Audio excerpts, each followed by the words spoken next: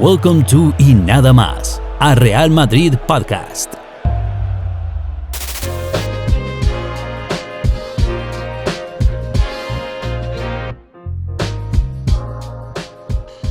All right, everybody, what is going on? This is Y Nada Más podcast, a Real Madrid podcast, and I am your host, Eric Rivera, and we are back for another episode of the podcast.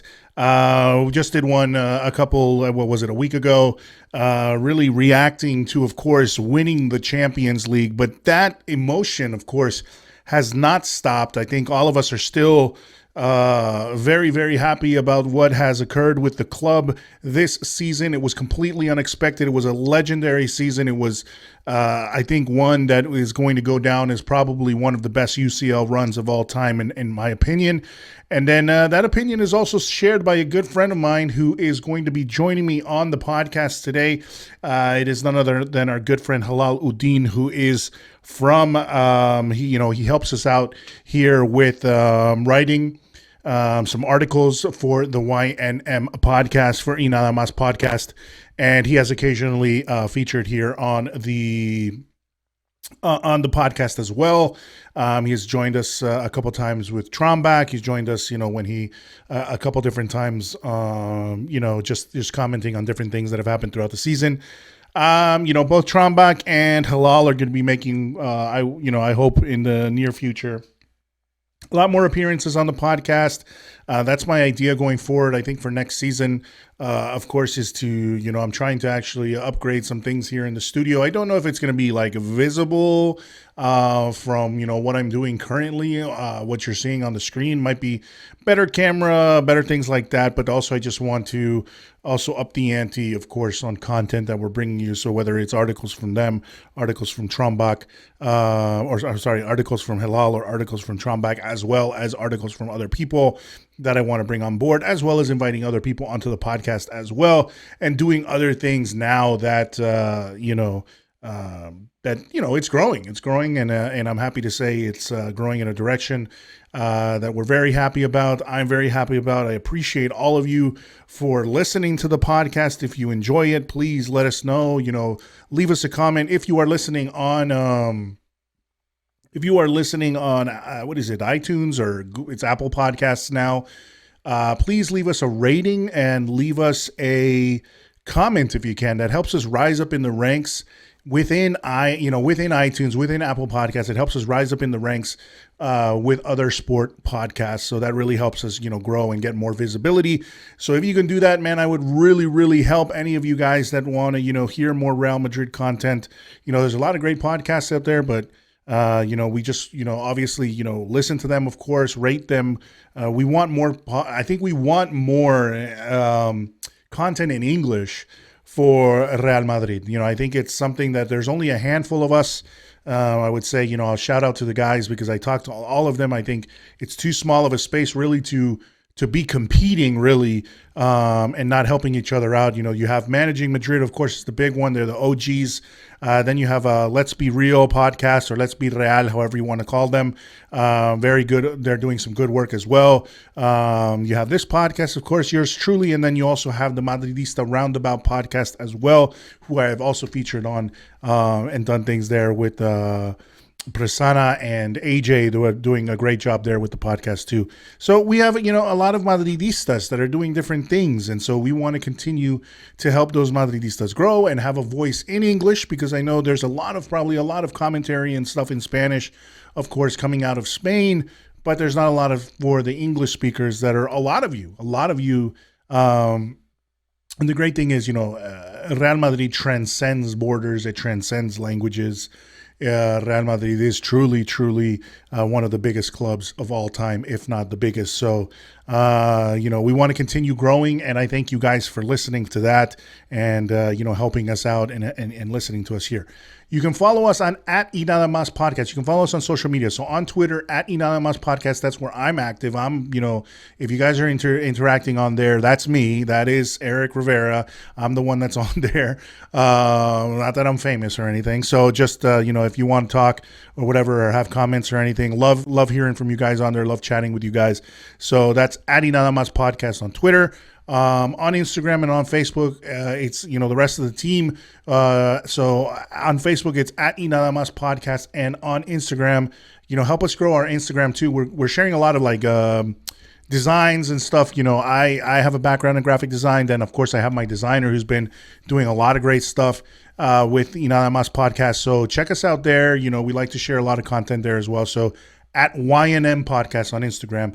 And then also remember, we have the video version of the podcast. So if right now you're listening, there is a video version of the podcast.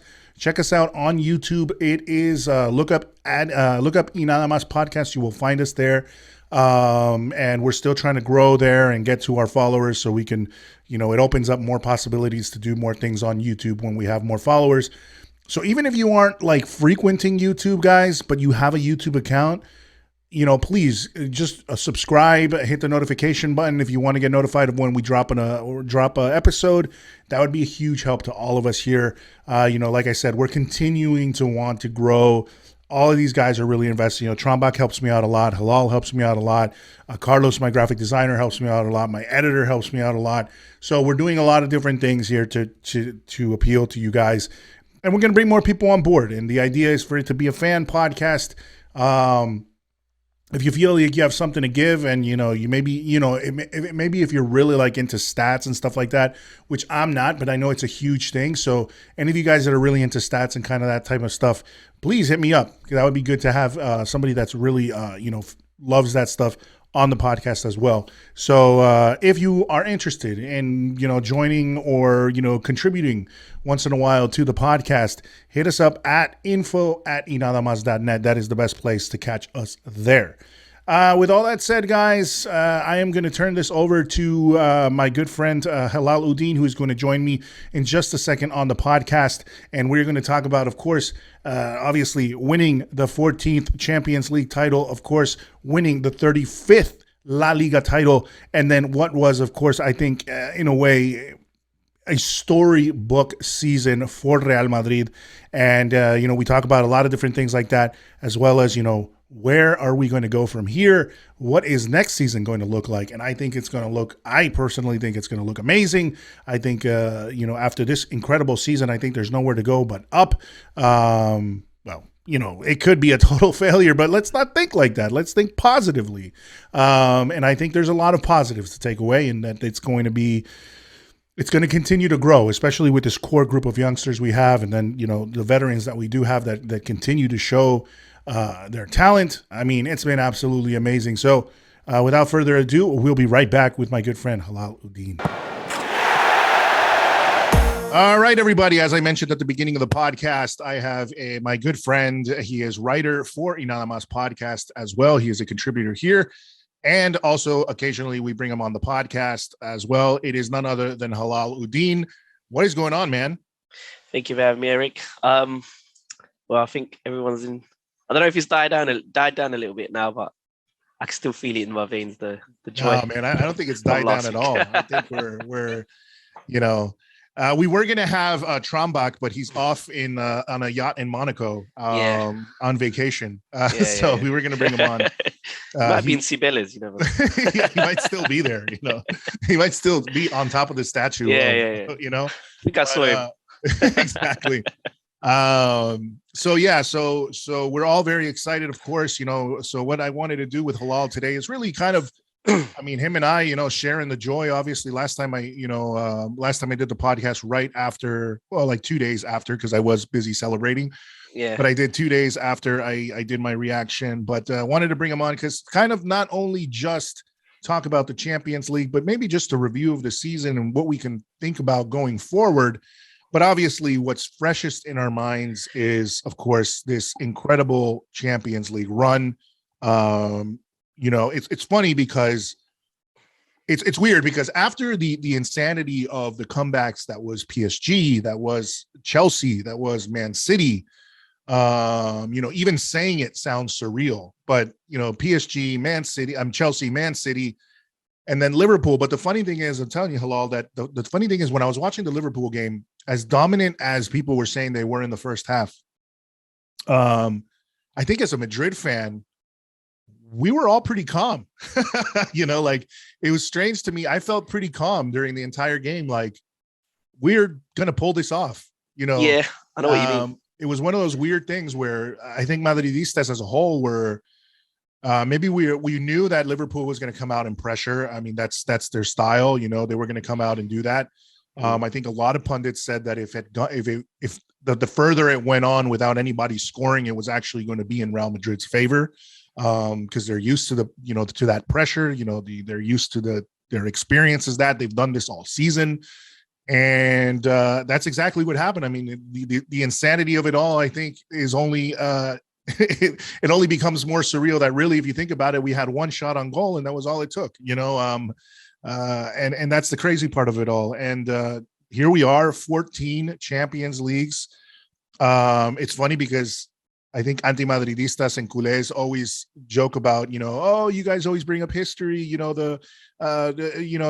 won some of these Champions Leagues when, you guys weren't even born. And it's like, no, man, I mean, I was just counting the other day. I've seen 8 of them.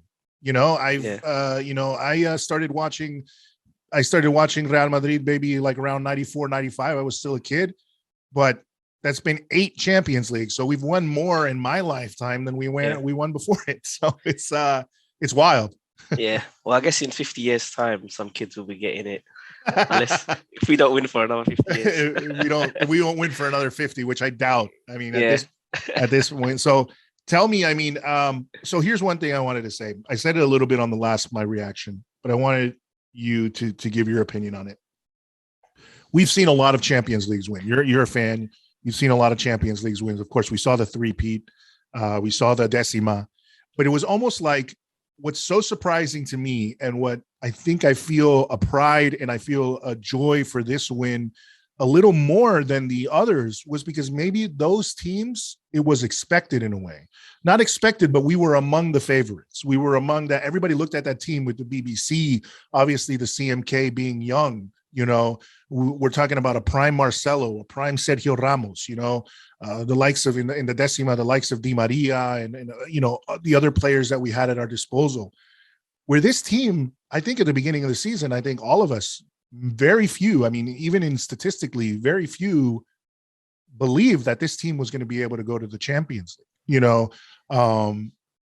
not go to the Champions League. I mean, win it completely. It was kind of a far, it was a long shot, and I think a lot of Madridistas expected it, which is why the way this team came together, and I feel like the Madridismo in this team is pretty palpable from a standpoint where it's kind of like you're proud of this team because although, and now we have different narratives playing in football, like the money clubs, the oil clubs, the clubs that are the state-run clubs, and Real Madrid, even though they have this legendary, obviously this legendary status, their team wasn't that this season.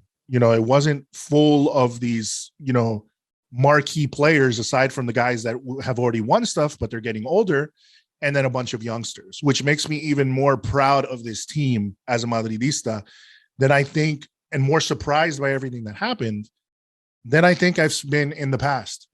So I don't know how you feel about that. Definitely. I don't think it's crazy to say that this is probably the most historic campaign by any team ever. Yeah. Just obviously it's crazy to say that maybe Real Madrid were underdogs, knowing that, the history that we have in this competition itself. Mm-hmm. But we more or less were, as soon as we got to the knockout stages, we were counted out against PSG, then Chelsea, then Man City. And then in each of those games, we were down 2 goals to PSG. And then we were down with 10 minutes to go with Chelsea, right? Was it 79? Yeah, I think. We're down, what, and 3? And then the Man City game, it's just 90th minute, we're 2 goals down. So it's just like, like you say, I know what you mean about being proud. It's like, because I don't think anyone expected us to actually go and win it. To be honest, I was proud that we even got to the semis with this team, and I was happy with a league title. Because that Man City team, I think they gave us the most trouble out of all those teams that we faced, even more than Liverpool. Like you were saying, it was the final. I think I did expect more from Liverpool, to suffer a bit more from Liverpool. Yeah. Other than that Mane chance, that was it in the first half. And then we seemed to we seem to come into our own and, take the game and make the game more about us instead of them imposing their game on us. Mm-hmm. But yeah, I know what you mean about being proud of this team, because there were so many times that we should have been out and then they came back, and especially with so many of our players being counted out, like Modric, people saying he's finished. Cruz, although I think he dipped a little bit in the middle. And then you've got we've got our back line, Militao and Alaba. This is their first season together. We've lost Sergio Ramos and Varane, like the core of that team that won 4 Champions Leagues together. Mm-hmm.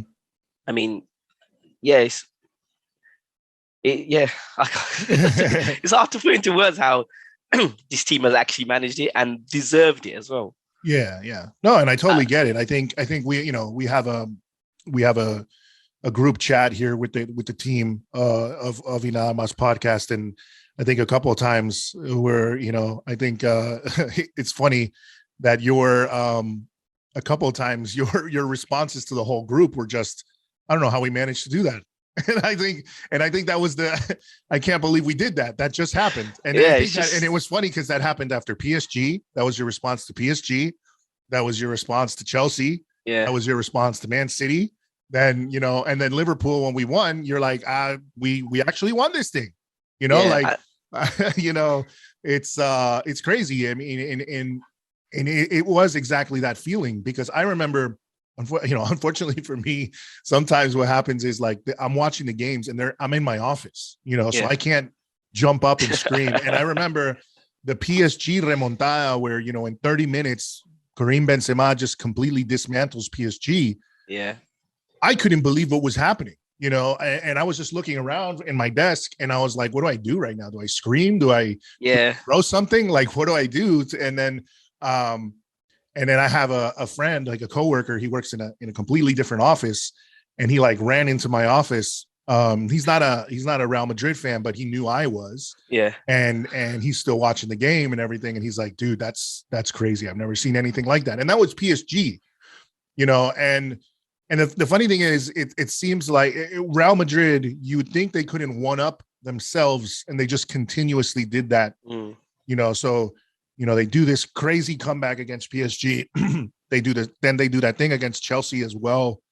But I think the most insane one for all of us was 2 goals in 2 minutes with Rodrigo, which you can't even put into words the feeling of that happening. And you were just being like, that's insane. Because I remember the goal going in from Mahrez, and that was it. I was just like, oh, well, I was about to write on Twitter, well, there you go. That's the end of our, that's the end of it. We have a good run, whatever. Yeah. And then I just couldn't believe it, that's been the crazy thing about this entire season. Like, I mean, if we go back and we look at La Liga, and of course, La Liga at this point was really, the funny thing is that La Liga was more tightly contested at the beginning, and then sort of, it's funny because it's not even like La Liga. It was almost like La Liga's the other teams that were playing were the ones that started to come apart, rather than Real Madrid coming apart. They just continued to sort of, move along. It was expected from Sevilla. Yeah, like they kept it going for a while. I was thinking, surely not, sure. And then when they did tail off, I was like, I expected. Yeah, this. And the funny thing is, when they did fall off, they fell off. Like they fell off hard. Like there was they had like 5 or 6 draws in a row, and it was crazy like that. And then you see, and it's crazy because that what goes to show you, because people like to talk about the Premier League, and obviously being in the UK, and like you were telling me off air, you have mates that are Man City fans, or I'm sorry, Liverpool fans and Man United fans. Yeah. So there's always this. It's funny to me because it's always this. We get, as La Liga fans, we always get this feeling that the pundits never take it. The pundits that are English speaking, and the funny thing is, being an English speaking Real Madrid podcast, you always have to contend with the English speaking pundits out of the UK that look at La Liga as being shit. Yeah. And it's constant, and we don't measure up, whatever. But then you look at, what is it, like 17 finals? What did there was a stat where it was like, out of 21, yeah. Yeah, so and they've won all of them. Spanish teams. Exactly, Spanish teams.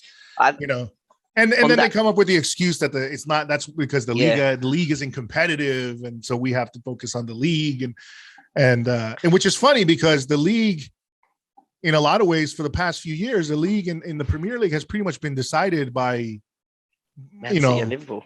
Yeah, like Man City and Liverpool were the ones that ran away with it. Nobody else was, even fighting for the first place anymore. So it's not really like it's that big of a difference, So, but anyway, that's what we kind of always have to hear is that.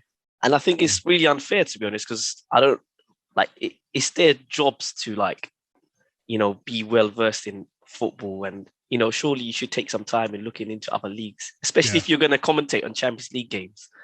And on that point where they say, the Premier League is much better than La Liga, I think the fact that they always say that, and or that Benzema is up there with Harry Kane. We'll get back to that. But the fact that they know that they've got billionaire owners in Man City and Chelsea and now Newcastle. I think Leicester as well has a billionaire owner, Aston Villa too. And they tend to disregard that in comparison to the La Liga, where there aren't teams who have these billionaire owners. Whereas if they did, I know for a fact, if Sevilla had a rich owner, they'd definitely be up there. And Valencia too. Sevilla, without a doubt, especially because with the resources they have, they still always compete. So if they had an owner. And that's the thing. Valencia does have a billionaire owner, but he doesn't give a shit about the team. Yeah, there you go. That's the difference, isn't it? So if Atletico, they've got money now, but I'm just saying if there was two more teams who had rich owners who gave a shit, and wanted their teams to succeed, then you would have a more competitive league. Yeah, for sure. And you're right, because if you look at historically too, I mean, La Liga, yes, it has always been for many years Barcelona and Real Madrid as these powerhouses, but we have had your Cinderella stories like Deportivo La Coruña winning it at one point. They're now in the third division. So you have had your Leicester, your stories like Leicester, your stories like Blackburn. You've had those stories before where it's happened. Valencia used to be a powerhouse. They used to be a team that I enjoyed watching, and it's just like any other team in the Premier League. They sometimes these teams hit a rough patch. Sevilla, if their hatred wasn't so massive for Real Madrid, I would venture to say, I would enjoy watching them. I actually liked watching Real Betis this season, and I'm proud of them, doing what they did, winning the Copa del Rey.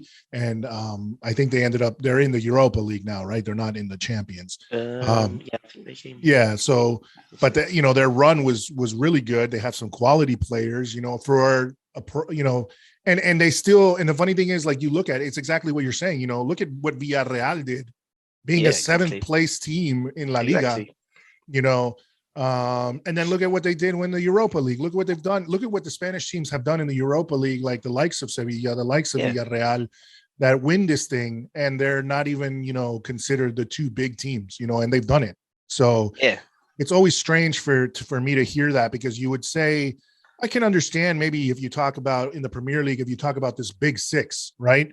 And how they would fare against, some of La Liga teams. But we've seen some of that happen where they'll lose against a Betis, or they'll lose against a Sevilla, or they'll lose against a Villarreal, some of these big six teams.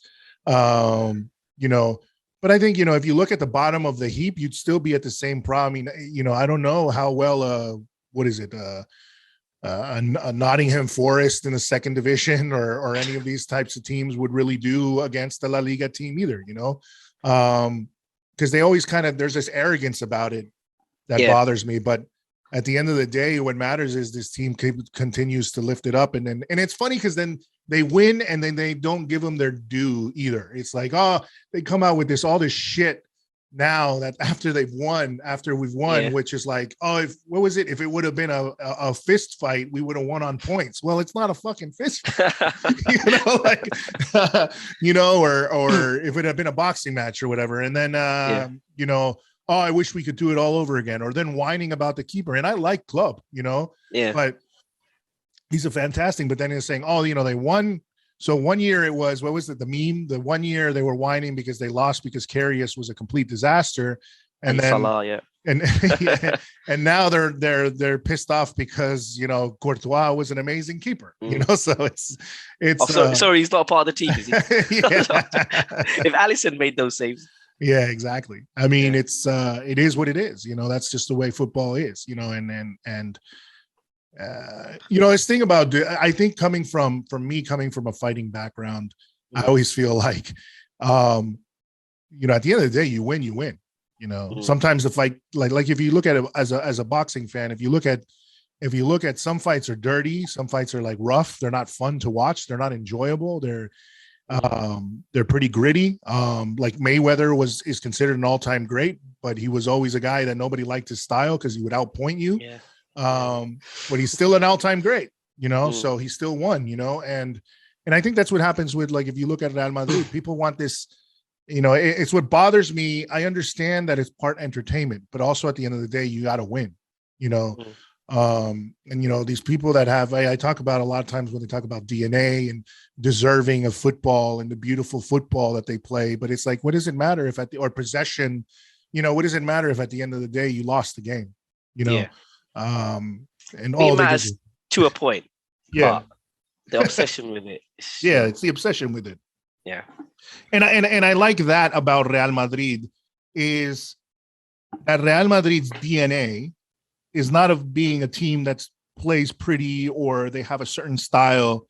Real Madrid's DNA is they win. Shapeshifters. Exactly. That's they adapt. DNA. Yeah. I think it's similar to like Zidane. Yeah. How he's never really had a philosophy. Yeah. But his philosophy is you adapt to the team that you're facing and the players you have and what's happening on the pitch. Yeah. So you go between different philosophies. Correct. And not stick to one. And I think that's why he won 3 in a row. Yeah. Because and it's a reason why Pep can't win it anymore. He's so fixated on his philosophy that I don't think this year you can blame his philosophy, because they probably should have won against us, but they didn't. But in recent years, where he's just so fixated on his philosophy, he's come undone against teams who have, broken Man City down, and he doesn't react. He just hopes his team can, get on with it and win the game. And that's what happens is I think if you're not, so I'm bringing in all this fighting jargon and stuff from my past, but it's like that whole Bruce Lee thing, be formless, be shapeless, be like water, because the whole idea is adaptability, because in a situation you have to adapt. And I think that's what Zidane and Ancelotti, their style is really of that. It's almost like a push-pull effect. Okay. They push, now we're going to push back. Now we're going to do this, we're going to do that, we're going to adjust here, we're going to adjust there. And that's how they end up winning. Like what you're saying with Pep makes sense, because once it seems like he doesn't really have a plan A, plan B, like there's no contingency. This is how we play. And now we're losing. We just continue playing the same way and hope that we can recoup or we can pick up and we can pick up where we left off. And unfortunately, sometimes that doesn't work because the other team now sees that you're hurt. And I think that's what Real Madrid has been so incredible with, is that once they see you're hurt or they see the opportunity to score, it's like they come in like a tidal wave, like they're just completely coming at you. And it's what they've done, that can explain, obviously. And I said in the last podcast, it's like they find a way to kill your momentum where the other team just completely capitulates. Suck you dry, basically. Yeah, exactly. So it's almost like if we can go back to like pinpoint moments where it happened, it's, when Karim Benzema takes the ball from Donnarumma and scores, it's like they couldn't believe what just happened. And Real Madrid, 2 things happened, which were good, which was remember there was that short time span. You and I discussed it after yeah. PSG. After they scored, they were shell shocked and we were close to scoring, but we started to see PSG come back into it a little bit. And thankfully they got the second goal, thankfully they got the second goal because then they fell apart again. And then we could take it from there, but they were doing a job of kind of getting back into the game, and we didn't let them. And so at the same time, Real Madrid seems to do that. They'll like score on you, and then they'll take advantage of the fact that you've just been shell shocked by it, and they did the same thing. I mean, I think with Chelsea, Chelsea were up by 3, and then all of a sudden, Modric whips out that insane pass, and all of a sudden, that momentum shift kills them because it's like right at the end of the game, and now they realize they had the game in the bag. Now they have to go to extra time. Yeah. And that's the exact same thing they did Man City with 2 goals, which I think those 2 killed them because they just couldn't believe what just happened. If I was on that pitch, I'd be the same. Exactly. What do you can't really, they didn't even have time to react to it. Yeah. They're probably like, how did this just happen to us? And now Real Madrid has all the momentum in the world, all the, all the morale boost in the world, and the other team is completely done, and I think that's what Real Madrid has done, which is they have a way to, like you were saying, that sucker punch, that just when you thought you were down, they just come out and hit you with something and you're like, oh shit. And then they do that, Yeah. And I think this team and these players, they're so used to being in these situations. They just remain so calm. I think it was in the Man City game where in the first half, I think Casemiro and Benzema went for the same ball and headed it. And they were just laughing about it. And I'm like, these two are just laughing. They're losing and they're just laughing about it. So I'm thinking, they have this belief that no matter what the score, 2 minutes of football and they'll be back in the game. And I think they really believe that. And I'd give credit to Ancelotti as well, but I think that's always been there with Zidane as well. It's just this. Can't really explain. It's like an intangible thing where they feel this sense of calm being down 2 goals, 1 goal. Yeah, no, and you're right. I think it is an intangible. It's like bringing back that whole, saying from Juanito, which was the 90, no 90 minuti sono molto longo. It's like, that is 90 minutes in the Bernabeu are a long time, and they still believe that. They believe that to their core. And what you were just talking about, them laughing, is I think you're talking about 2 players that are so experienced, that have won so much, that they realize that just because this team is up by 1 or whatever doesn't mean that we're anywhere close to done, and I think that is the mentality that Real Madrid are always going to have, because you know what, I was looking at and I brought this up because I watched the documentary on Amazon again of the Leyenda Blanca, and if you look back in time at all these things, you realize that this is really Real Madrid's DNA, that they have always, in big games throughout time, throughout their history, sometimes they've lost the first leg and then they've come back and won the second leg. It's like they have a history of remontadas. They have the history of comebacks, of scoring in the last and final minutes when everybody thought they were done. That's why there's this mentality of you like essentially have to kill Madrid and destroy them completely, maybe be a four goals up or something in order to really make them not have a chance, that's exactly what we saw with this team. And the crazy thing is, it goes back to me saying, the crazy thing is that this team was able to do it.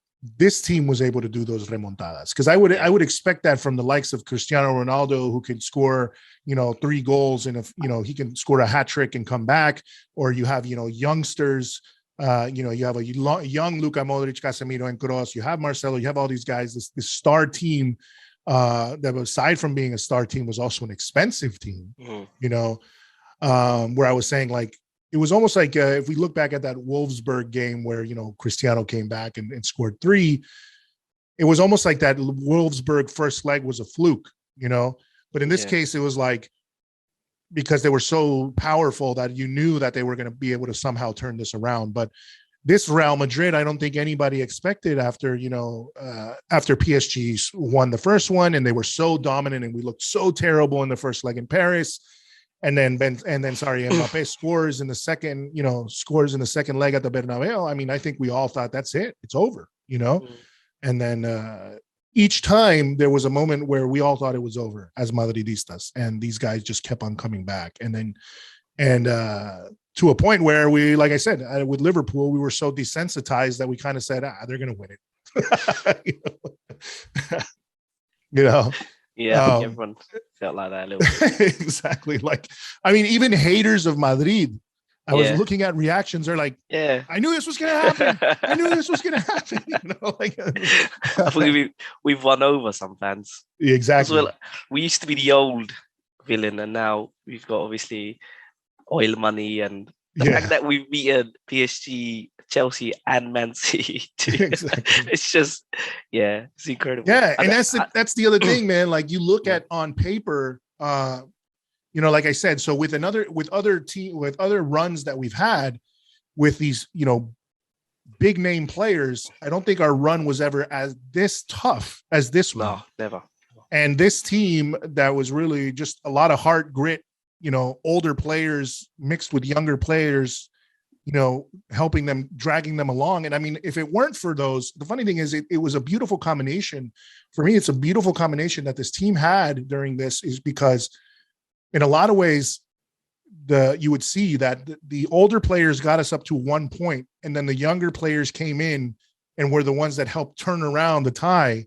Like, Camavinga, Rodrigo, they were the ones who come in and turn around the tie when we needed it. So it was a combination of two factors, that helped us in the end. And then obviously, the brilliance of Karim Benzema. There's just so many beautiful things to talk about. And it was during the season, the same thing.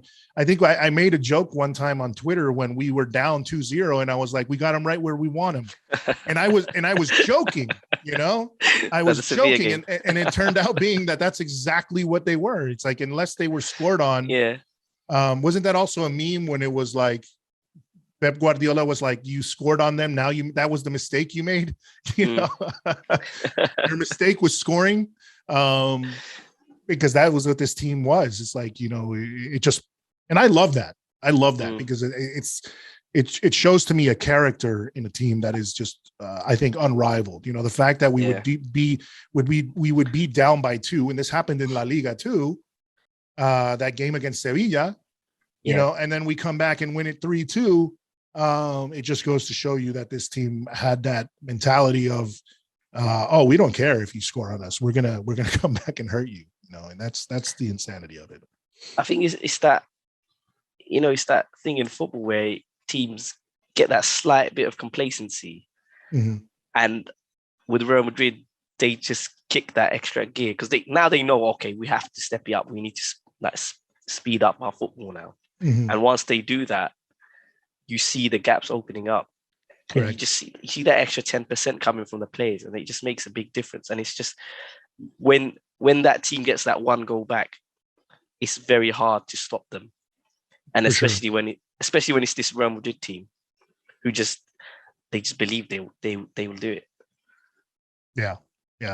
No, I mean, it is 100% that. I mean, it's hard to put into words, and I always like to talk about the intangibles. That's one thing that I always like to discuss every single time, we're doing a podcast, because I believe in a lot of times that does play a factor, where it is a combination of luck, it is a combination of heart, it is a combination of grit. These things that that momentum and all this kind of stuff does play a factor, because there's such a how would I say, there's such a thought now about statistics, and statistics and looking at stats. And I like the stats because they do tell part, but they only tell part of the story. Because if you would have looked at, I think all these statisticians that looked at this season for Real Madrid must just be like, I have no idea what just happened. because, on paper, like I will be willing to admit on the podcast, and I've done it already, is that on paper, Liverpool and Man City were, I think, the two best teams in Europe. No, without a doubt. They were the crazy teams. to say that. No, yeah, on paper, I mean, the way you watched them play, watching Liverpool towards the end of the season was like, this was a team that was running over everybody. I mean, they had their occasional dips in form like any other team would. That draw against Tottenham that eventually, was one of the ones that cost them most likely the title. But, those blips in form, still, they were so absolutely fantastic most of the time that you were, I think a lot of Madridistas were, I mean, I think we can go back to the podcast that I think that you and I and Trombach did after winning against PSG, that Trombach said, I don't see us beating Man City. I think I remember him saying, I do not think we would beat Man City. That's just going to be hard, and we did, and I think a lot of Madridistas felt the same way. Like, okay, we beat PSG, but PSG was, and the funny thing is, anti-Madridistas kept on having to come up with some bullshit excuse about why it happened, So PSG was, everyone was scared, and it was the whole debacle after, Benfica and all this stuff. And then we ended up getting PSG, and, anti-Madridistas said, oh, you guys are done. It was Messi coming back to Bernabeu. It's, it's his little playground or whatnot. You have Mbappe, you have all these guys. But then they lost, and it was like, yeah, they have no chemistry, which a lot of us knew that they don't have any chemistry, and they weren't a team set up to win that way. But then Chelsea, it was all, they won last year's UCL. They've already beat us before. And then we lost, and it was the whole sanction thing with Roman Abramovich and all this stuff. Their head is somewhere else. That's why they won. And then you came to Man City, and there's really no excuse, because Man City was, over the majority of the game of both games, was the better team, but they were completely shell-shocked in those last few minutes of the game, that then in the second half, we were the ones that looked like outscoring them, and then against Liverpool. I mean, I don't know. I think Liverpool, it was weird. I think Liverpool gave them way too much respect. And maybe, like you said, they were winded, they were tired. It was a long season. Definitely nervous, I think, as well. Yeah, they were nervous. You always see that in finals. Yeah, they were probably a little bit deflated after losing the. I don't know if it was deflated, but it could be added pressure because they had lost the Premier League, and now it was like, we have to win this one. So kind of, if you go into a game thinking you have to win it at all costs, it can play two things. It could either help you, or it kind of like freezes you a little bit. And I think Real Madrid was a little bit less under pressure because they were like, we're here. Nobody expected us to be, so. And then that kicks in, our history. We don't lose finals.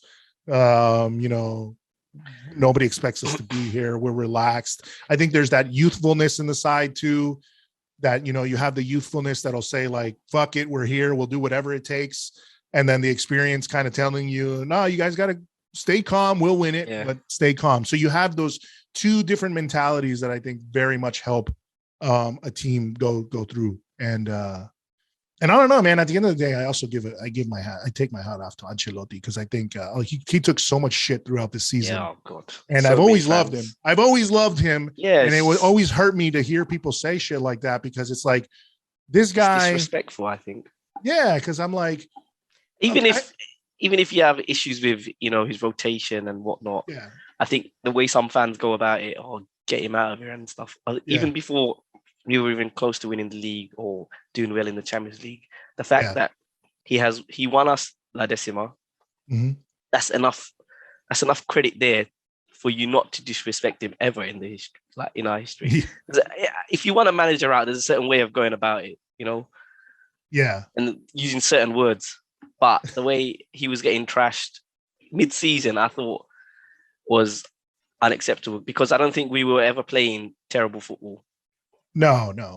So I think really, and the thing is, he for me, I did criticize him, but I never badmouthed him, because I've always loved Ancelotti. So I will say that I did criticize him after the PSG game, a bit. The first leg. Then of course against the Barcelona game, because it's 4-0, that's not the way we should, obviously don't want to play like that against a rival, even if the game doesn't even mean that much, I think it's mention to that Barcelona game, because I think that's what took us over the line actually. I really do believe that. I think he saw that game and he thought, you know what, I'm not gonna tinker with this. And I think from then on he knew that he needed Valverde in the team. Yeah. And I think having Valverde in the team, because then he just started playing a full midfield and like a hybrid winger with Valverde. And I think he knew from then on that's the team that's going to win him the cups this season. Mm-hmm. And so thank you to Barcelona for, giving us that wake up call. Yeah. And it's funny. And I love it just because from a banter perspective, where it became like, anytime you would get in an argument, they'd bring up that 4-0 and you're like, well, bring it up then, because at the end of the day, and there's a lot of Madridistas in Spain, because I always read the Spanish ones, and they're by far the craziest fans. All the ones in Spain, like if you follow it in Spain, they're like, they are the roughest, worst, most vile fans that you could see, good and bad. There's the good ones, of course, and then there's the bad ones that'll just be like, that'll come up with some crazy shit that you don't understand why they would say that, but I would say that they were like, some of them were saying, listen to the Barca, because you always get these arguments that Barcelona fans will jump into the thread, and they'll say something like, oh, 4-0 or whatever. And it's like, Madridista would be like, listen, if you guys beat us 4-0 every year and we win the Champions League, fucking do it. Go ahead.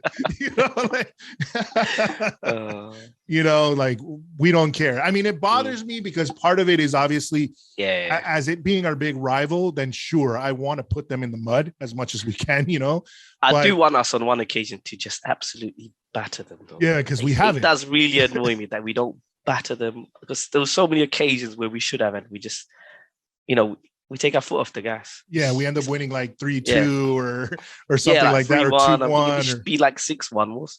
Yeah, like when is going to be the next, like, that one way back in the day, which was like 11-1 or something. Yeah, and then there's caveats with that one, isn't it? I know, but still, there's rumors about the rumors. Pistol in the dressing room. Can't really claim that one then, can we? Yeah. But we want something like that, like what Bayern did was like such a big happiness for everyone. I enjoyed that one. I enjoyed that one. I still when I'm, to all the Barcelona fans that are listening, I when I'm feeling down, I watched a compilation of Barcelona fans reacting to the 8-2.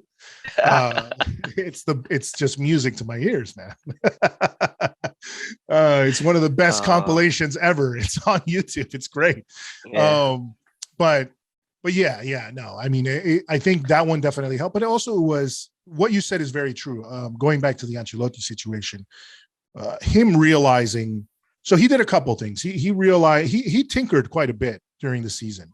Some things resulted well, some things did not, and he realized that, I think at the end of the day, I think at the end we have, through this season, I think Ancelotti has really helped us see, via his movements and who he's put on the field, who kind of really deserves to be here now. We know and where they can play and how they play. Obviously we've seen what Camavinga can do and what he will be in the future.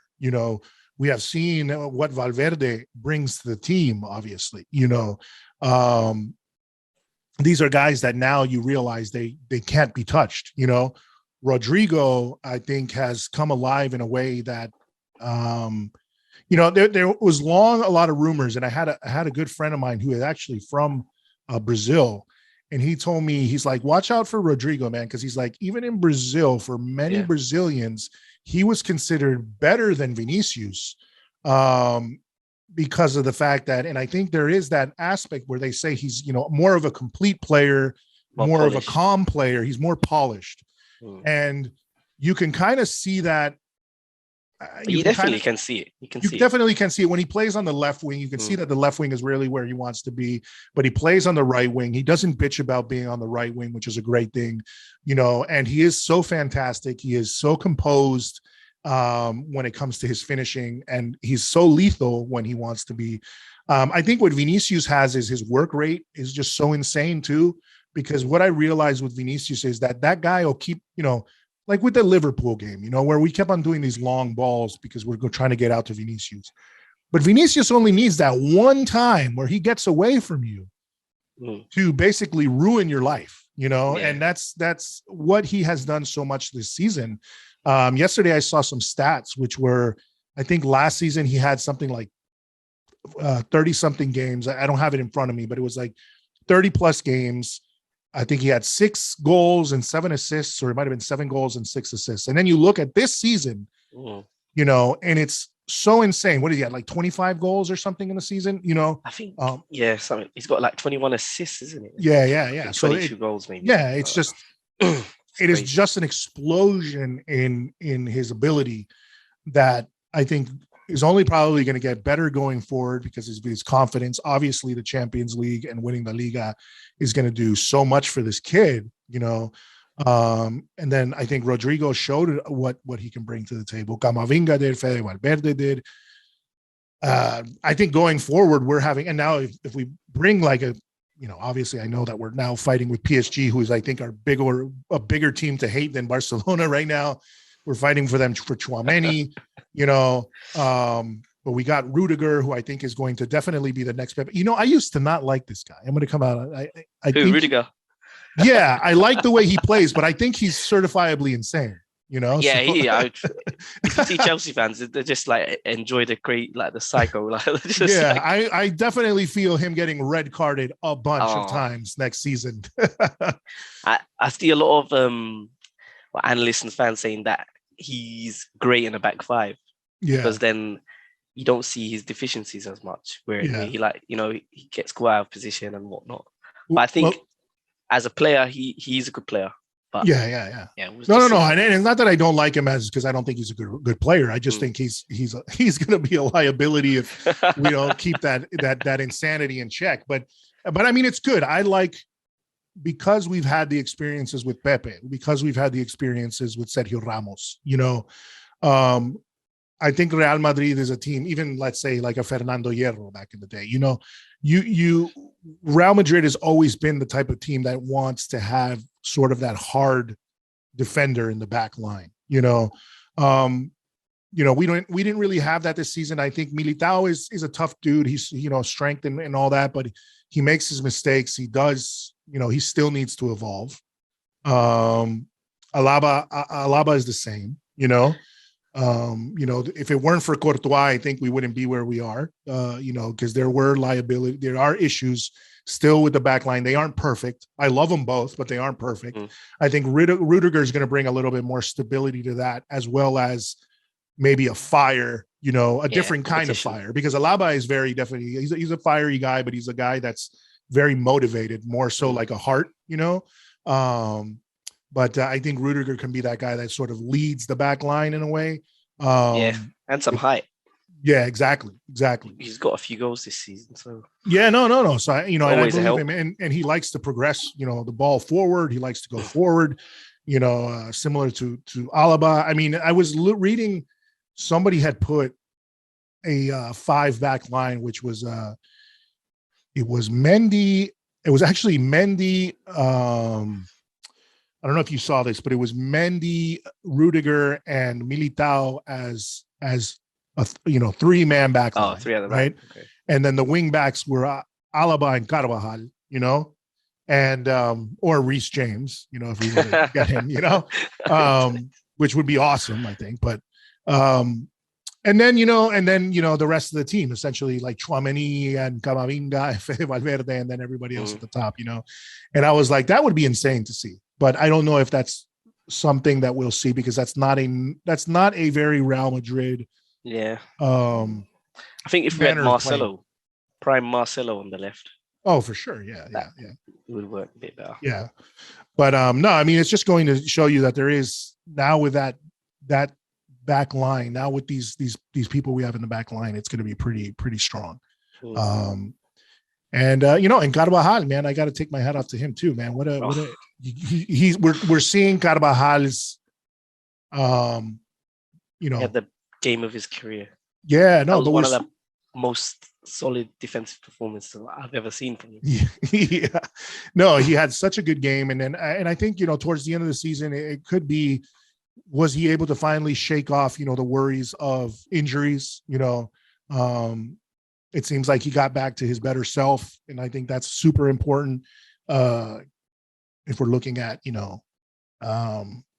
just the evolution of how the team evolved towards the end of the season, really played out well.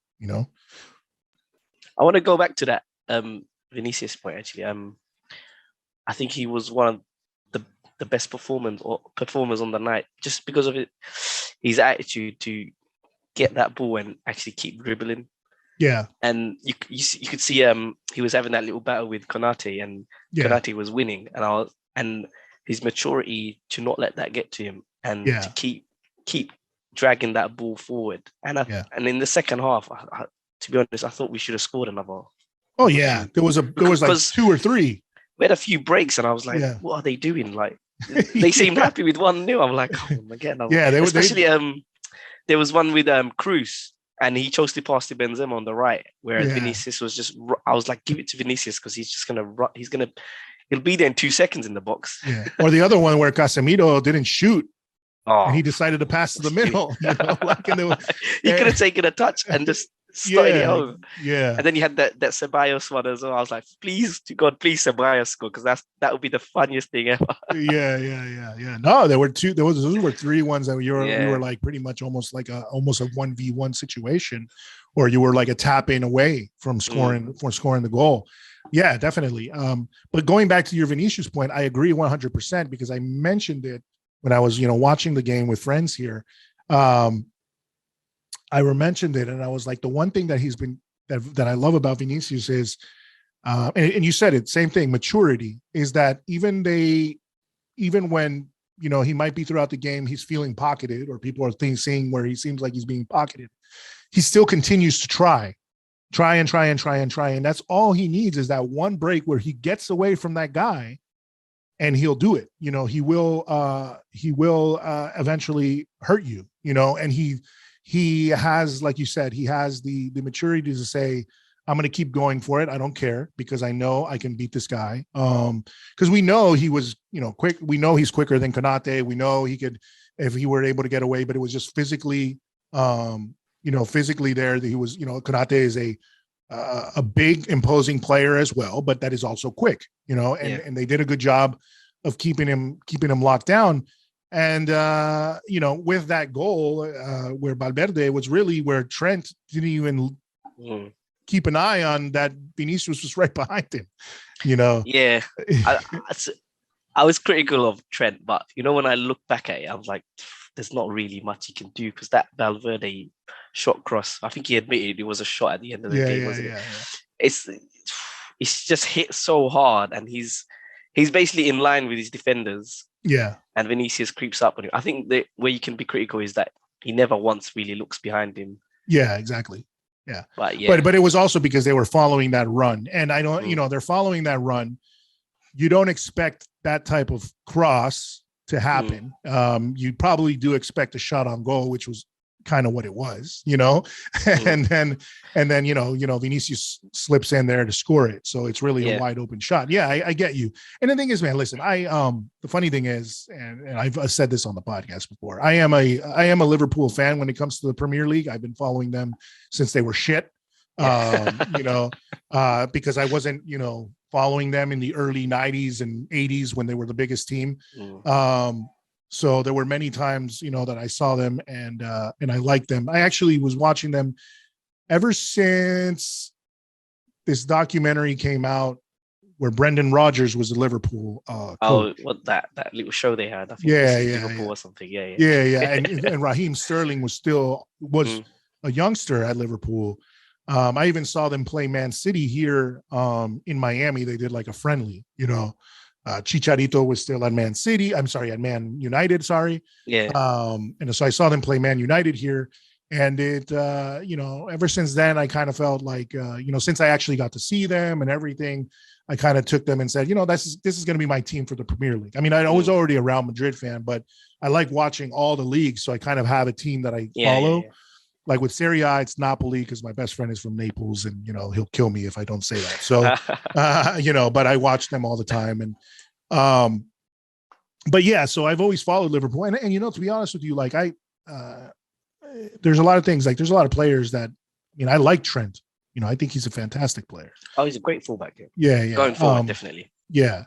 The way and not only that, the way he can kick a ball to like a free kick or cross it in, is insane, man. The power he has is great. And then also right now, like for us Colombians, Luis Diaz being on that team is, even though Carvajal destroyed him in this game, but he did. That was the most worried I've been. Like, of all the positions, I thought that would be an area where he would cause us a lot of problem, and then obviously Carvajal just Well, I think it was to me it was a combination of things because Luis Diaz is new to the team. I don't think in his life ever he has been in a Champions League final. I think there's a lot of pressure, to be honest with you, from the Colombian media too, because he is like our new James, so there's a lot of pressure put on him, which James is a disaster now. So in Colombia, like he's considered like, this guy who just let fame go to his head. Oh, is it? Okay. Oh yeah. He was the golden boy. He was the golden boy, but even in Colombia, like a lot of people are like, dude, you're a joke now. Like, how did you let all these things go? Because it got to a point where, and this is off on a tangent, but it got to a point where people realized, like, at first, Colombians didn't like Zidane because they were like, oh, he doesn't play him. He doesn't, he's not playing him. That's why he's not doing well. But then you realize, but then he went to Bayern, and at Bayern, if it wasn't Ancelotti, nobody else liked him, and then, everywhere he had gone, people, unless it was Ancelotti, who was like, I must have been like a dad to him or something, unless it was Ancelotti, he never got along with anyone, so people start putting into two and two together, and they're like, if so many people dislike the guy, then the person that's the problem isn't the coach, and he had, he's had those run-ins. Apparently, like, he likes to party too much, that he likes the women, he likes all that kind of stuff. So I mean, who can blame him? But I mean, really, like, when you have all that money, but he just didn't know how to manage it. So Luis Diaz is like the new star boy and the new the new golden boy. And I think a lot of pressure was put on him, and then this is his first time there as a starter, Carvajal did a fantastic job keeping him under wraps. So I think it was a combination of those two things. But yeah, what a game by Carvajal. Yeah, he was like muscling him, and like there was a lot of times where he was like throwing him to the ground and like just out muscling him. That I think Luis Diaz. The thing is, Luis Diaz was the one who was like kind of like what you were talking about, Vinicius. He did let it go to his head, where he wasn't even trying to do that anymore because he couldn't get past him. Yeah. I think Carvajal's aggression probably caught him off guard a little bit because he's quite an aggressive player himself. He was just like fighting fire with fire, and he's just because you saw there was a couple of times where I think he stopped trying to make the runs, and he stopped trying to make the runs, and what he was doing was kind of just getting the ball and then passing it back to the middle again. So he wasn't even trying to like really take on Carvajal anymore. Yeah, man. So we've talked a lot about this, about the season, about everything, about our impressions, and I guess to kind of what is your feeling for this new season coming up? Obviously, there's a lot of interesting things that are being said. Obviously, we have to take a look at who's going to be arriving. I mean, there's been rumors about Tchouaméni. I think they just said that Gnabry rejected a couple, I guess, an offer from Bayern to renew, and that Bayern's not going to up their offer. So it could be that Gnabry is one of the players that's coming through. What do you think about next season? This season coming up? To be honest, I don't. Nothing's really going to top this season, is it? Unless we win a treble somehow. Yeah. But I feel like like these players have come a long way, like the younger players. Mm-hmm. I feel like next season we will be a better team than this season. In all honesty, Camavinga, like the second half of the season, he's come up and produced some really big moments. Valverde, he's been consistent. That he's been in the team consistently, and you can see how like important he is to that midfield three. He's probably the best enabler in the world, because that midfield three cannot play to their potential without him in the squad. Yeah, and then he brings his own individual abilities where he just like grabs that ball and just drives it forward. I think, like you're saying, we're in the hunt for Tchouaméni. I'll be honest, I haven't ever seen him play. you can tell me more about him, but he's highly rated, and I see a lot of people saying 80 million is probably a bit too high for him. It's not my money, so I guess that's the price you pay now. I think if you can find another holding midfielder in the world, I can't really think of one on the top of my head, to be honest. No, and that's why. I mean, I think there's few and far between. Tchouaméni, he has the ability, to pass. He has he's a pretty solid, defensive midfielder to actually be an actual, like I would say, sub for Casemiro, just to end up being replacing Casemiro in the near future. I mean, that's the thing that is, I think, a discussion amongst a lot of people is like, are you going to play 80 million? Are you going to pay 80 million or so or more, which could end up being for a guy who's essentially going to be a sub. But at the end of the day, I think also, do you want anybody else to get their hands on him when essentially this guy might be the only one real currently that can do the job that Casemiro does, and I think what the one downside I've seen with Casemiro over the years, he has a tendency to give the ball away quite easily or throw a lot of sloppy passes. He's a great person recovering the ball, of course, and is like second to none pretty much in that regard, which I think is what Tchouaméni does well. But Tchouaméni is also good. I think has a little bit more calm with his passing, and dribbles as well, so he's got a little bit more mobility than Casemiro does in that regard. In a lot of ways, I think he's almost not a carbon copy, but he's very similar to Camavinga in that regard, because I believe Camavinga's, one thing I love about Camavinga is his ability to, he's so elegant on the ball, very, very calm, and picks out the passes. Yeah. And then, he kind of floats, isn't it? Yeah. He doesn't really have a sprint. No. He doesn't really sprint hard, does he? He just grabs that ball. It's like he's jogging. Yeah. But he breezes fast plays as well. And then it was funny because I think was there the game yesterday against, I guess it was a France under 21 game or something like that. And it was funny because he made this like beautiful pass. And it was almost like, the funny thing that was so elegant and cold about him is that he makes the pass, and I think he already knew that it was going to be a goal and you just see him sort of trotting up the field, like just waiting for the goal to happen. And then when it happens, he's just kind of relaxed about it. Like, that was for me, because it was just a diagonal cutting pass almost from right on the edge of midfield, like right before, like at the end of France's actual midfield, so before the opponent's midfield, and it cut all the way through to the winger, which was Gouiri coming in, who's from Nice, who's another, very talented French player coming up. But I think that's why it makes sense, because it's seen maybe as an investment towards the future.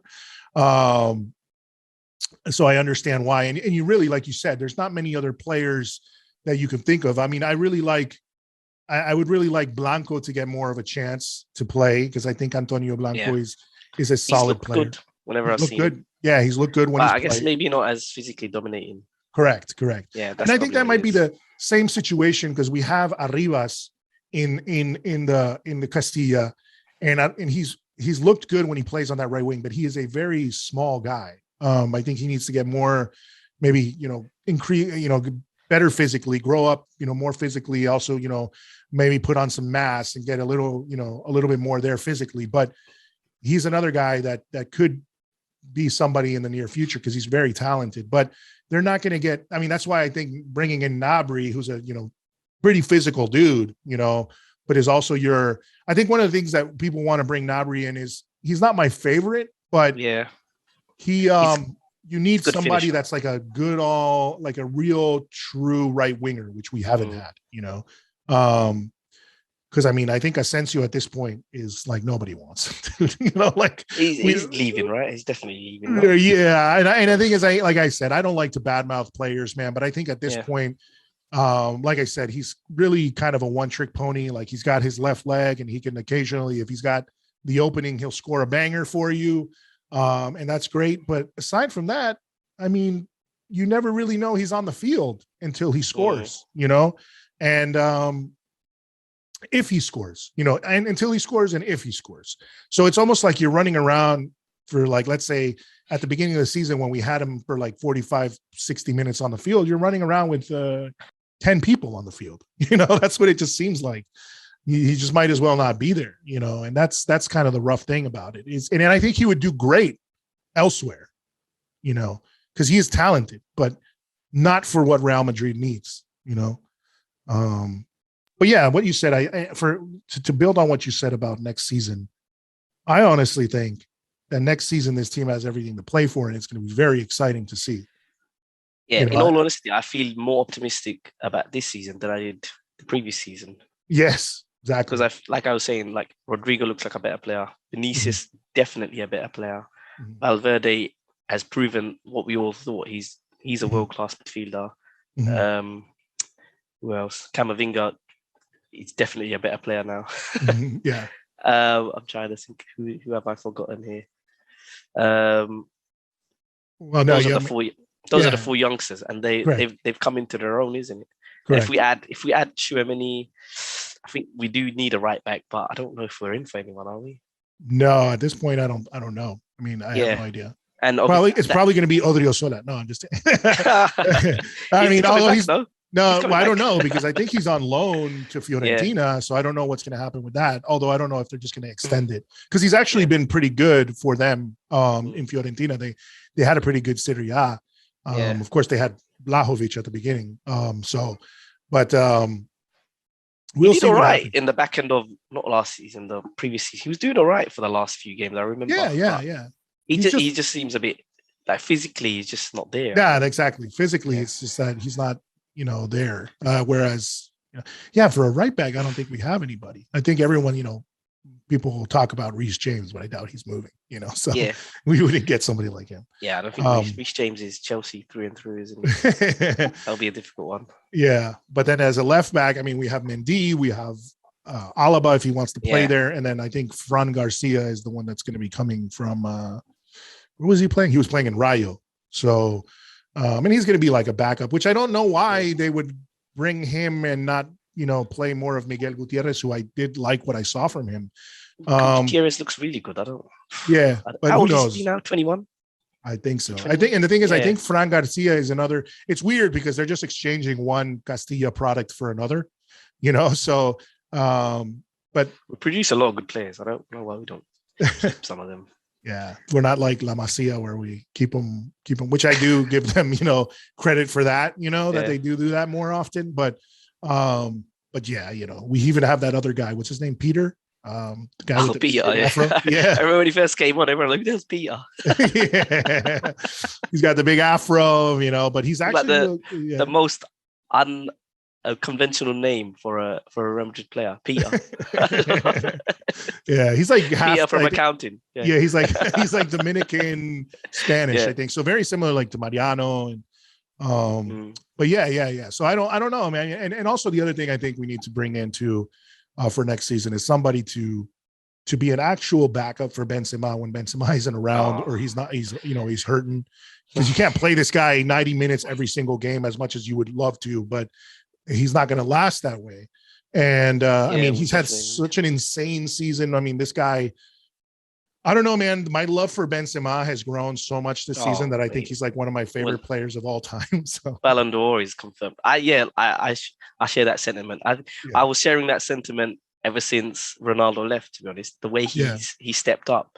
Yeah. Whereas we thought it would be Bale who would step up, but it was Benzema who just quietly went about it. And he has been quietly going about it for over a decade now.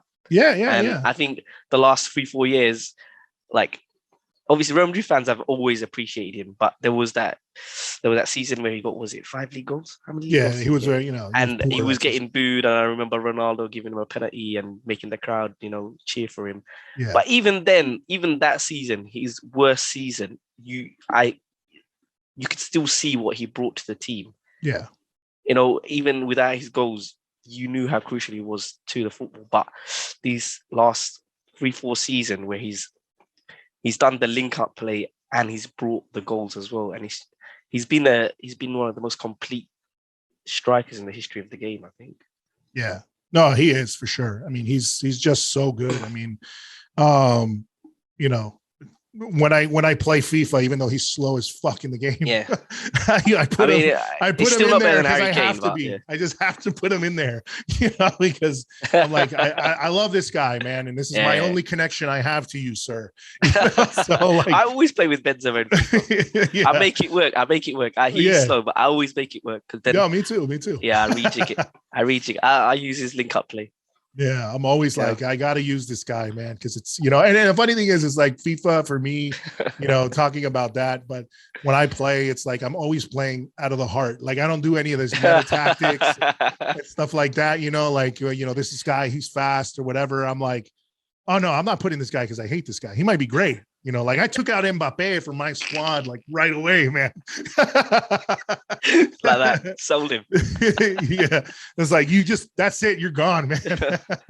But yeah, so it's funny, man. Like he's just such a talent. He's and not only that, I think obviously he's grown so much. He's had his issues. He's had his things where his problems where he was young and he made mistakes, and this whole thing that happened with him in the French team But everything has made him evolve into this person that he's Madridista through and through. And I think everybody loves him, that it's just like, he's just a guy we always want on the team. He's another one like Modric, that like, he's one of the most humble players out there.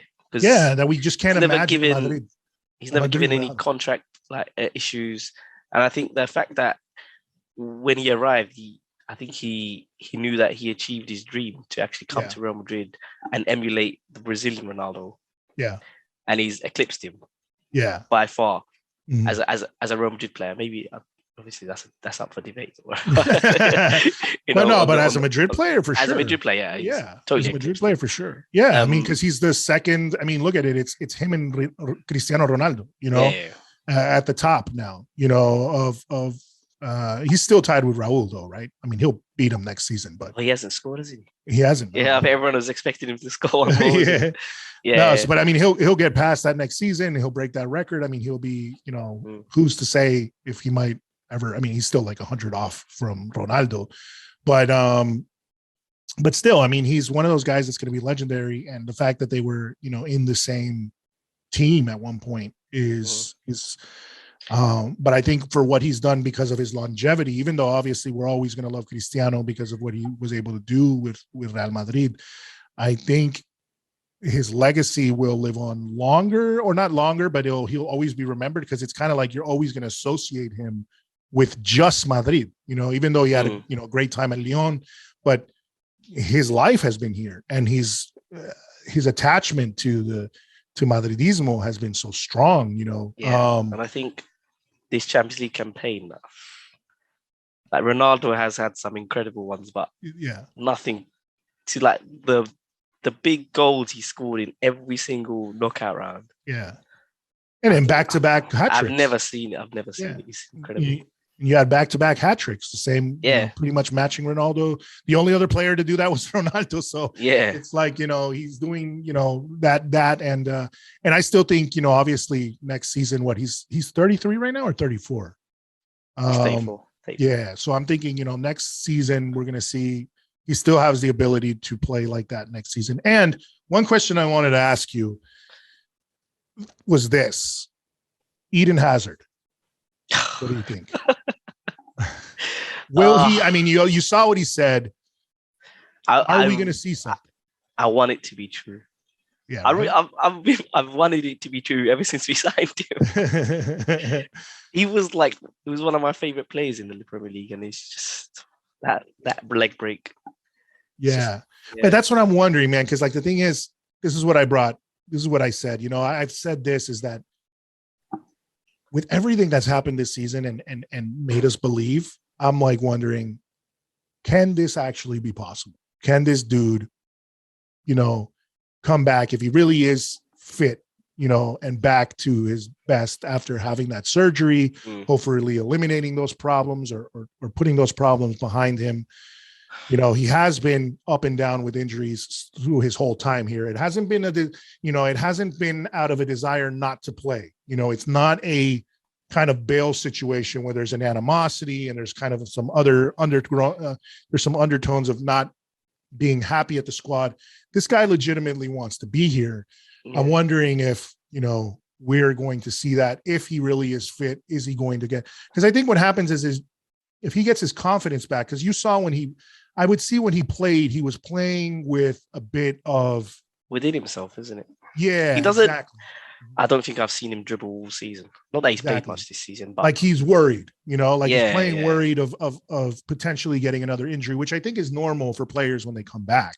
So what we call, you know, gun shy. You know, you're worried on pulling the trigger, going there and really going out there and like you said, taking risks and dribbling and trying to go through players, the things that he used to do so well, obviously, when he was a Chelsea player.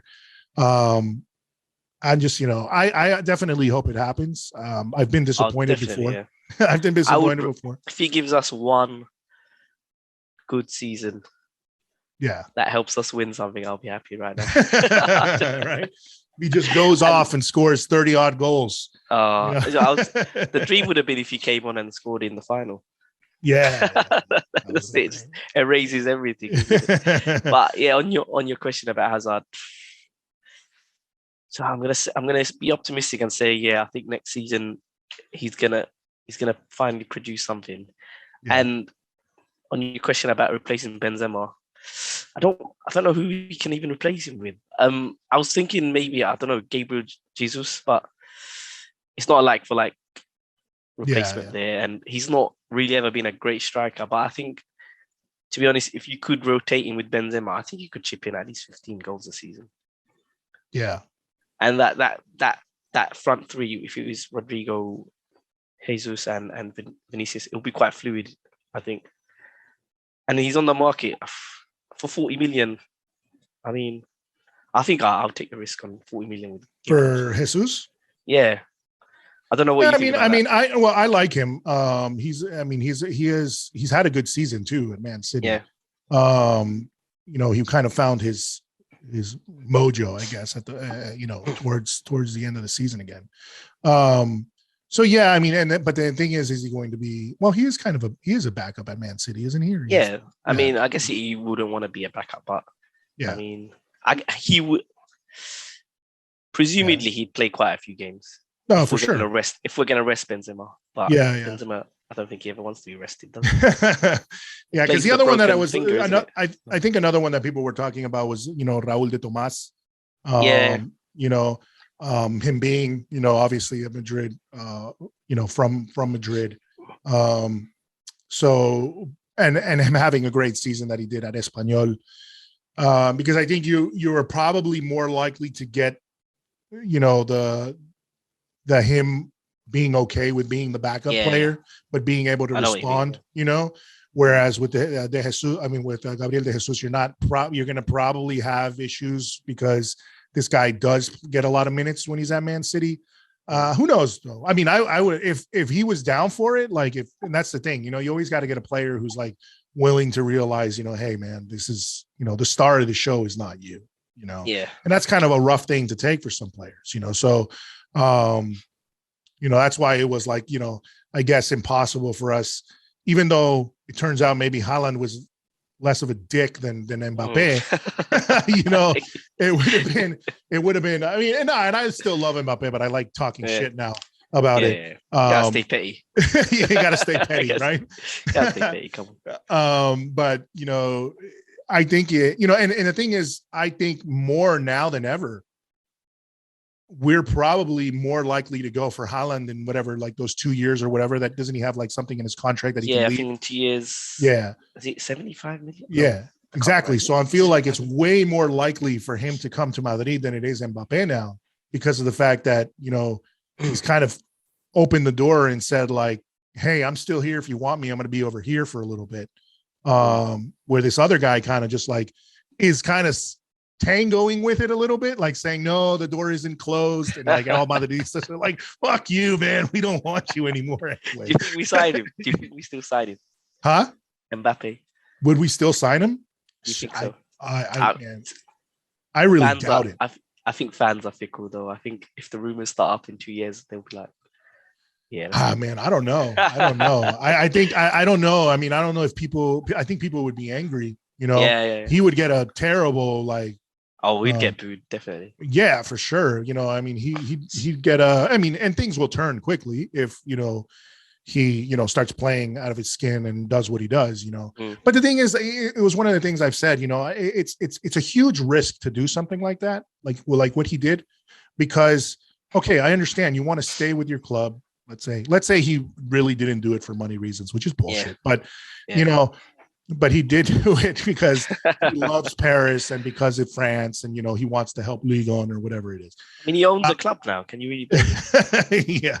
So I mean, it makes sense, if that's what he really wanted to do. But part of me was like, okay, well, if that's what you really wanted to do, you could have said it a long time ago, right? Instead of dragging everything on. But it's also a huge risk, man, because sports are wild. How many guys have we seen that look like they're humongous talents, and then 2 years from now, everyone forgets them, because something happens. God forbid, I don't wish, as much as, I don't like the fact of what he did, I don't wish him, injuries or anything like that. But those things do happen, so injuries happen, or a dip in form that he can maybe never, psychologically recover from because, it just happens, So it's a big gamble to play that you think like, oh, well, in 2 years' time, they're going to want, well, unless in 2 years' time, he gets even better than he already is. I mean, if in 2 years or 3 years' time, he's even better than he already is, and he says, hey, Madrid, I'm still here for you guys. I'm sure people are going to want him, and the discussions will come up again.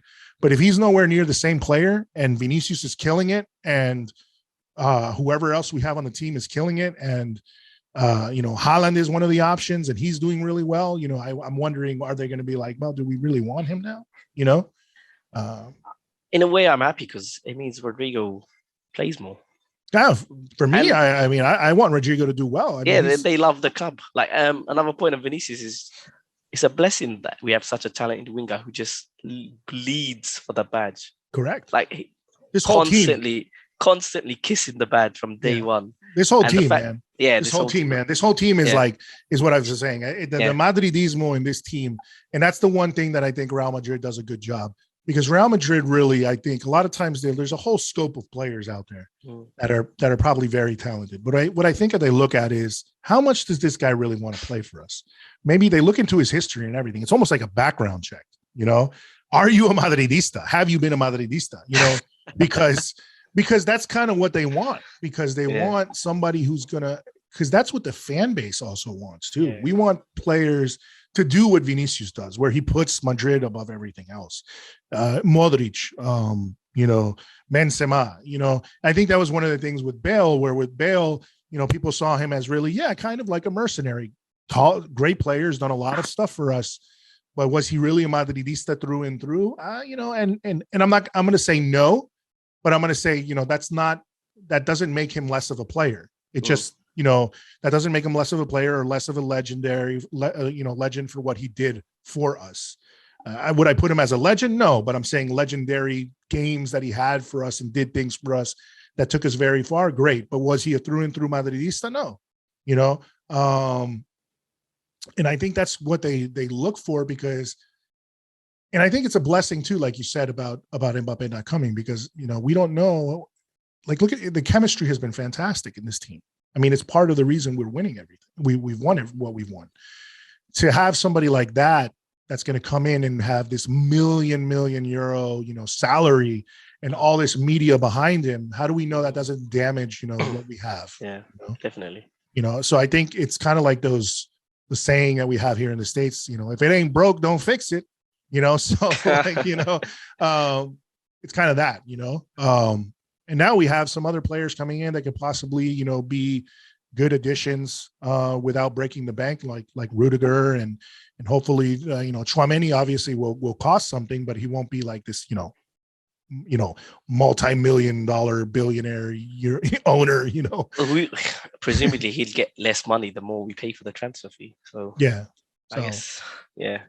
Yeah, no. So I mean, either way, though. But I mean, if he wants to be here, like he says he wants to be here, then it's a good thing. It's also adding, and then plus, I think coming in and having other French players on the team that do feel Madridismo is going to help him, hit the ground running, which is very important. Yeah. But yeah, man, I think it's like who. So I guess to close out this whole conversation of the great 2021-2022 season that just shocked us all and made us so freaking happy. I would say, like, I don't know. So aside from, let's say, Tchouaméni, which you said, you don't know much about, admittedly, you talked about De Jesus. Is there anybody else that you say you would like to bring to Madrid, or are you happy with what we have? I mean, I know a lot of people brought in, because I think some of the positions where, what was it? The right back, which I still think we should have somebody there, I think the right back we do, I feel like, but we do okay. Oh, no, we brought that other guy, Vinicius, the other Vinicius from Shakhtar. But I mean, I don't know what he's really going to bring to the team. Just like a backup, Two Vinicius is in the squad. Yeah. I'm trying to think. I mean, the rumors about Gnabry. I mean, Bayern fans complain he's a bit inconsistent. That's why they're not really upset that he's leaving. Yeah. Yeah. But I mean, he wouldn't be the thing is, he wouldn't be it's kind of an okay mix, because he's not going to be a guaranteed starter as is. He's going to be fighting for a spot with Rodrigo. It could maybe make Rodrigo a better player. I mean, he does get goals. So that's always a benefit. Yeah, exactly. If he gets into them situations, and he is a good striker of the ball. Yeah.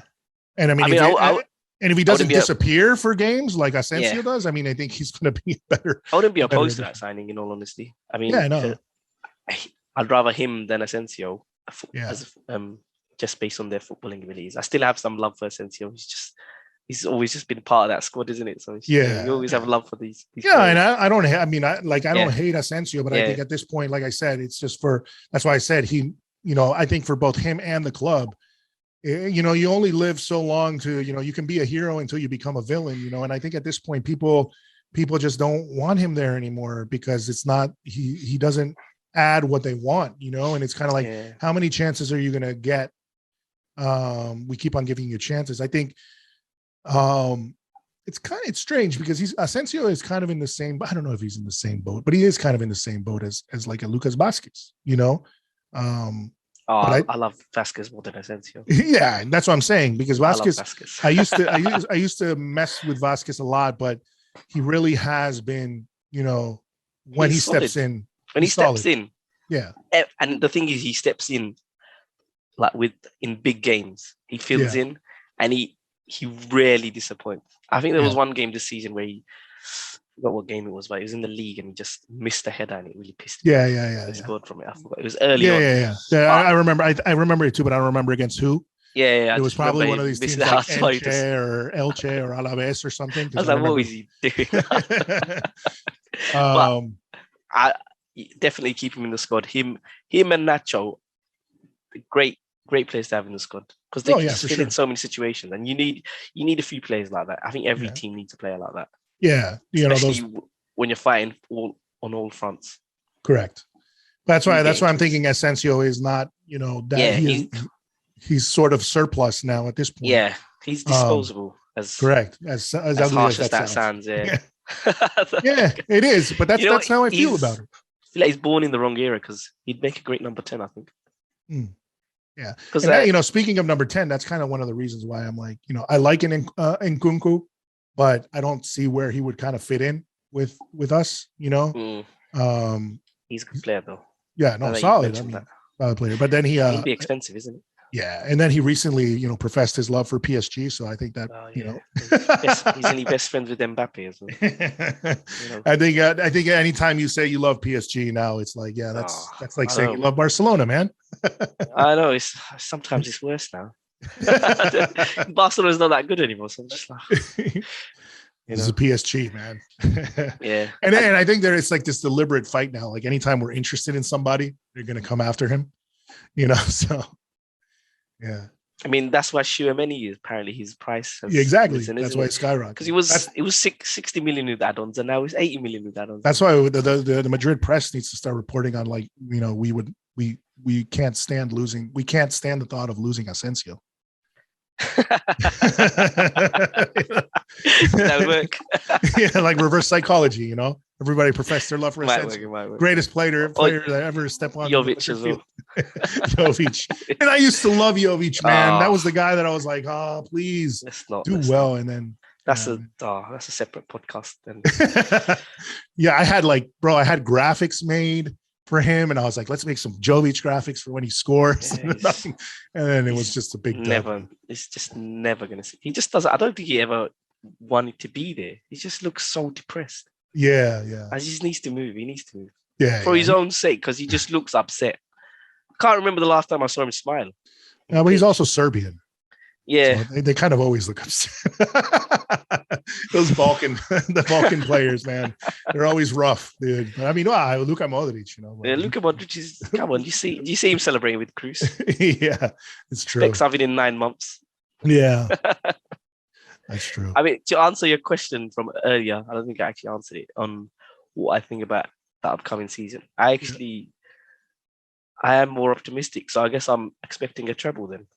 Yeah, no, and that's what I'm saying. I would agree with you. Obviously, as difficult that it is to get a treble, I mean, not like you said, like what you're saying, and I don't want to be like, obviously, I don't like to ever come off as arrogant and saying, hey, this is all ours. We're going to fight for everything. Yeah. We're going to get everything. We're going to fight for everything for sure. That's what I feel this season. And one of the things that I want to do, and even though it's not that big of a trophy for us, I want to break our dud with the Copa del Rey. I'm tired of that shit. It really does annoy me. It really doesn't. I know it's not the main cup, but it does really get on my nerves that we just don't win it. It should be the easiest one. Exactly. Yeah. I mean, this season we could have done a treble, I think, easily. Yeah. With the way everything went, but yeah. But yeah. So yeah, I feel like next season we definitely can fight for everything. I think we're a lot more optimistic. Yeah, we're a lot more optimistic about how things are going to play out. I think really there are no other teams that I could really feel right now in La Liga that are going to really put up a fight. I don't see Barcelona doing it. I don't see Atletico. I think is having its own internal issues with whether they want to stick with Simeone or not, or whether they want that playing style or not. On paper, they seemed so good, with the signings that they made, and then just they're awful, when it comes to the style of football they play, was that banter? Or what? They're just so blunt. They're awful. They're awful. I mean, I agree, but it just sounds funny.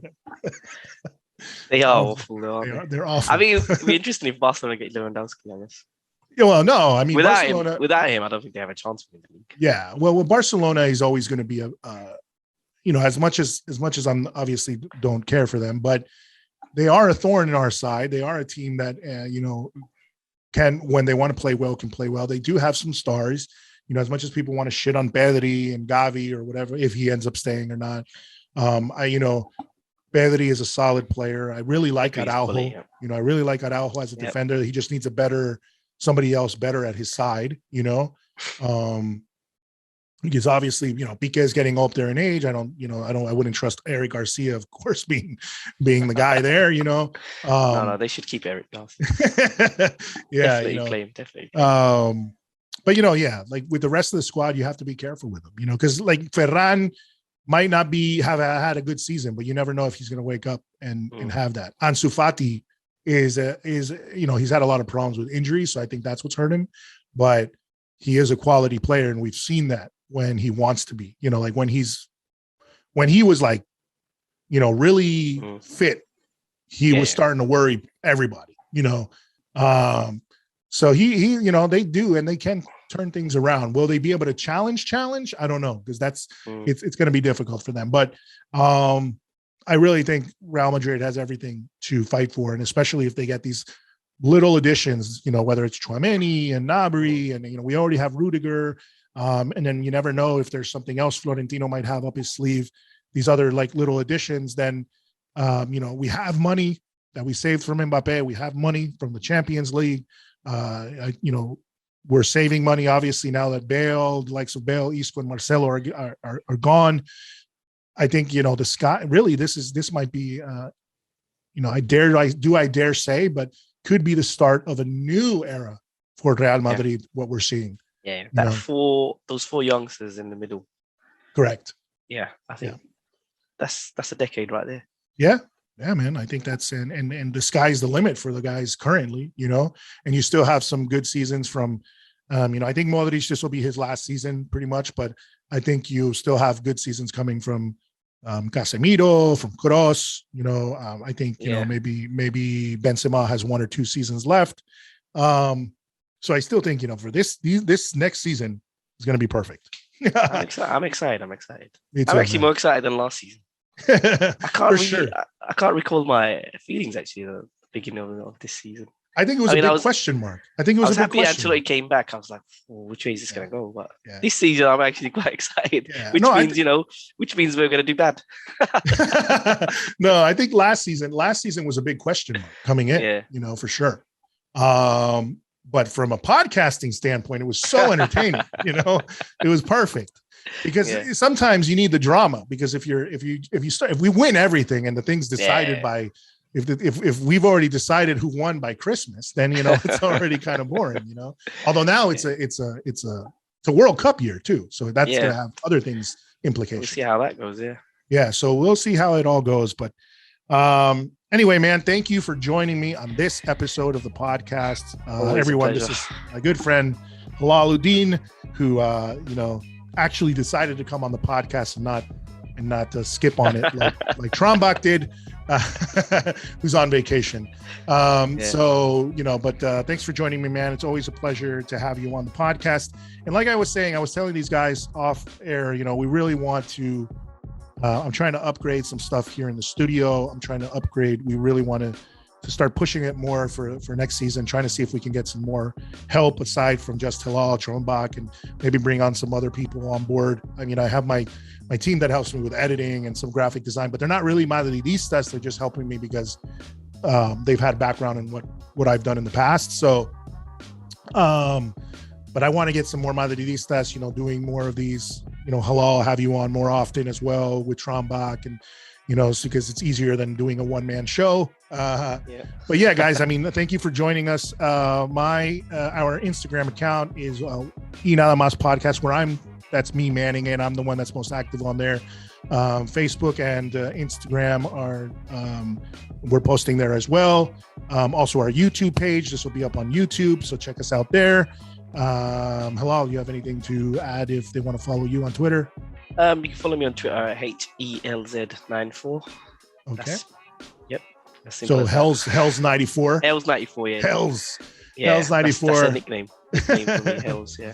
Yeah, so you guys can follow Helal there. He you can check out the stuff that he writes for us on enadamas.net, which is our website. He's done a couple of articles for us. Man, like I said, I always tell you bring such a passion and emotion to your writing. It's like reliving the whole situation again. So I really like it. So you guys can read that stuff there. Trombach as well. And thank you as always for joining us. A la Madrid, and we'll it's not a goodbye for now because we'll probably have some other things be back soon before the season starts. We'll take a little break. Yeah. All right, man. Take it easy. Take care.